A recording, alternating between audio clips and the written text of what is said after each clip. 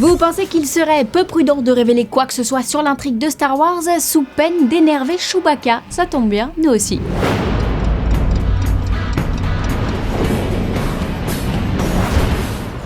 Deux ans après Django, Quentin Tarantino nous revient avec un nouveau western intitulé Les 8 salopards. L'histoire, comme son titre l'indique, c'est celle de 8 hors-la-loi contraints de cohabiter le temps d'un terrible blizzard. Mais les apparences sont parfois trompeuses et tout le monde semble cacher un lourd secret. Tiens d'ailleurs, c'est qui le plus détestable des 8?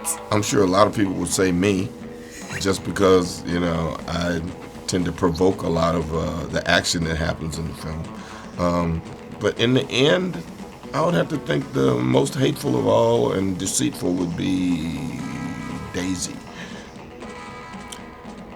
She's a bit of a wild card. She presents herself as one thing and she turns out to be another thing. But in the end, I think she's the most dangerous and murderous person in the room. I mean, I think they all are. I mean, they're monsters. But I feel Jennifer Jason Leigh's character, in the end, is the most crazy and wild and hateful of them all. I have to say I root for her. I'm on her side a little bit. I think the most hateful thing in the entire movie actually isn't one of the characters. I think you have to see the movie to find out what that is. I actually think you can watch the movie from any of the characters' point of view if you want to. And so I want the audience to kind of pick their own character. But for instance, if you watch the movie from John Roos' point of view, the Kurt Russell character, then Daisy Domergue is the villain. If you watch the movie from Daisy Domergue, Jennifer Jason Leigh's point of view, then John Roos is the villain. Fortement inspiré des séries western des années 1960 comme Bonanza, The Virginian et The High Chaparral, Les 8 salopards sortira dans deux versions différentes.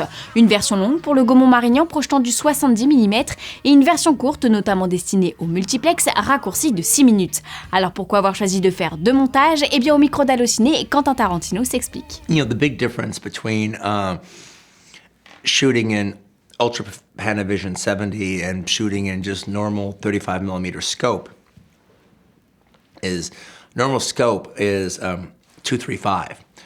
Ultra Panavision is 276. So it's like the widest frame that's pretty much been used by at least one lens, as opposed to Cinerama, which was three different cameras, three different lenses. It's the widest frame available, and it gives you a picture. Just an event look. It's not only big, there's not only a lot of detail, there's not only a lot of focus density that's really nice. It looks like a movie. It looks like the big epics of the 60s. And to me, there always is this filmic aspect of those. That those are, that's the way a movie should look. And it makes it an event, I think, to go see it.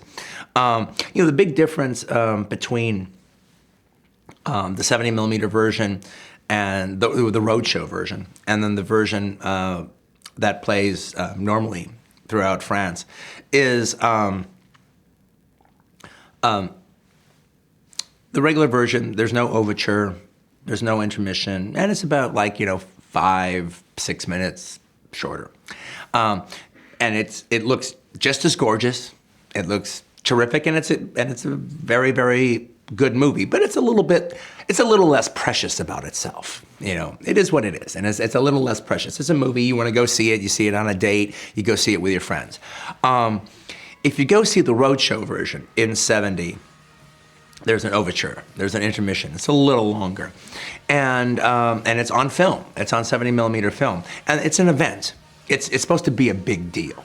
If you go see the roadshow version, you're mine. So it's closer to seeing Placido Domingo at the Paris Opera House, or seeing La Boheme at La Scala, or Al Pacino in Iceman Cometh on Broadway. There's an event quality to it. Quelle que soit la version que vous verrez, cela ne changera rien à l'histoire. Une histoire emmenée par un casting presque exclusivement masculin, à l'exception de la prisonnière Jennifer Jason Leigh. Comme souvent, Cutie s'entoure d'acteurs qu'il connaît bien, ce n'est donc guère étonnant si l'on retrouve ici Samuel L. Jackson, mais aussi Kurt Russell, Tim Roth et Michael Madsen. Ce dernier, qui se fait plutôt rare sur les écrans ces dernières années, lui est d'ailleurs très reconnaissant de l'avoir appelé. Écoutez. It was a good phone call to get. I had lost my idealism a little bit.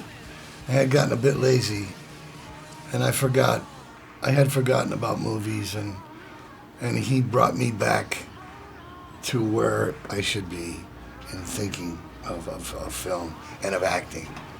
I bless him for that. Tarantino, un metteur en scène courageux, exigeant, unanimement salué par ses comédiens, Bruce Dern allant même jusqu'à le comparer à Luchino Visconti. Ce qui est amusant dans sa filmographie, c'est qu'il s'emploie toujours à connecter ses longs métrages entre eux. Ce n'est d'ailleurs pas un hasard s'il y a quelques similitudes entre le personnage qu'incarne Kurt Russell dans Le Boulevard de la Mort et celui qu'il joue ici dans Les 8 Salopards. Et puisqu'il est question de similitudes, avez-vous regardé le mash-up entre The Thing et The Hateful Eight? Un fan s'est amusé à mixer le chef-d'œuvre de Carpenter avec ce nouveau western afin de relever les points communs entre ces films, et Kurt Russell au casting des deux longs métrages nous le confirme. One of the things Quentin did when you asked that question, was there a connection between The Thing and this and being in both movies? One of the things Quentin did before we started was he played The Thing, the one that John Carpenter directed that I was in. He played The Thing for the cast. He said, "I want you to see this." And he does it in his own way, which is sort of a fun night at the movies. And that night, we're having fun with Kurt because he also got some old Disney movie trailers to throw in there with it. So a lot of fun is had with and at your expense, and it's a good night.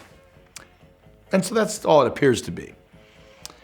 But what he's also done is he's shown you what he feels is a big part of this movie. There's a blizzard outside. It's a snowy world. There's nowhere to go. You're going to freeze to death quickly. And there's one place to congregate, one place to go. Now, if you put people in that room that deservedly so are going to cause paranoia for some and then the many, they're both dealing with that issue. That's what both movies deal with, is the paranoia in the room, where it's who's got the paranoia, and it's for the audience to find out, is this just paranoia or is it healthy paranoia? Which one is he? Should he be afraid? So that's the fun part of it, is for the audience to figure that part of the mystery out. That's both movies have all those things in common. And Ennio Morricone doing the music. They have that in common. I think that's a pretty great thing. Attendu le 6 janvier 2016 sur les écrans, The Hateful Eight pourrait bien être l'avant-dernier film de Quentin Tarantino.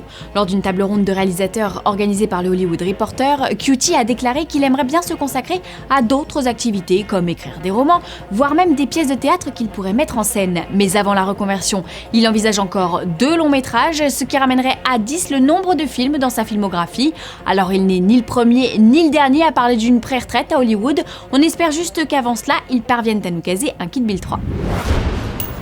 Aussi approximative que le français de nos salopards préférés, voici les news en bref. La Louis Salaba. Le 8 Salopards. La Louis Salaba. La oui, c'est le pas. Le 8 Salopards. Thank you. Nom de Zeus, ils sont de retour au Max Linder. C'est cette mythique trilogie qui était à l'honneur lors de la toute première Nuit au Max en décembre 2011. 4 ans plus tard, Doc et Marty nous reviennent pour de nouvelles aventures. Au programme 2 soirées qui devront permettre de satisfaire tous les fans, le samedi 16 janvier en VF et le 23 en VO. Alors vous êtes plutôt Luc Hamet ou Michael J. Fox, Pierre Athé ou Christopher Lloyd? C'est à vous de choisir, mais ne tardez pas, vous aviez été très nombreux en 2011. En même temps, comment résister au plaisir de revoir la trilogie de Zemeckis dans une salle aussi légendaire que le Max Linder? Alors à vos claviers pour réserver. Alien Covenant sera monstrueux. Ridley Scott a affirmé que le xénomorphe reviendra sous toutes ses formes dans le futur film actuellement en pré-production. Huff, Face Hugger, Chest Buster et la grosse bête bien sûr. De quoi ravir les fans déroutés par le traitement choisi dans Prometheus, mais il va falloir attendre jusqu'au 6 octobre 2017 pour découvrir le premier volet de ce que Scott envisage comme une nouvelle trilogie. Aujourd'hui dans le coin des Fanzoniens, on répond à Guy Guigui C qui nous demande des nouvelles d'Assassin's Creed. Tandis que le tournage du film de Justin Kurzel se poursuit en Espagne, le Daily Mail a publié semaine dernière une série de clichés sur lesquels on aperçoit le héros Michael Fassbender ainsi que les autres personnages du film. Qu'il soit encapuchonné ou à visage découvert, Michael semble toujours très concentré. Enfin, presque toujours. Un look qui n'est d'ailleurs pas sans rappeler celui qu'il arborait dans Macbeth, réalisé lui aussi par Kurzel. Toujours pas de Marion Cotillard ou d'Ariane Labed. En revanche, on découvre le look de Brendan Gleeson qui, selon les premières rumeurs, joue le père du héros. Voilà de quoi nous faire patienter un tout petit peu en attendant la sortie le 21 décembre 2016. Fanzone, c'est fini pour aujourd'hui, mais vous pouvez nous retrouver sur YouTube en vous abonnant à la chaîne Fanzone et à la chaîne Allociné.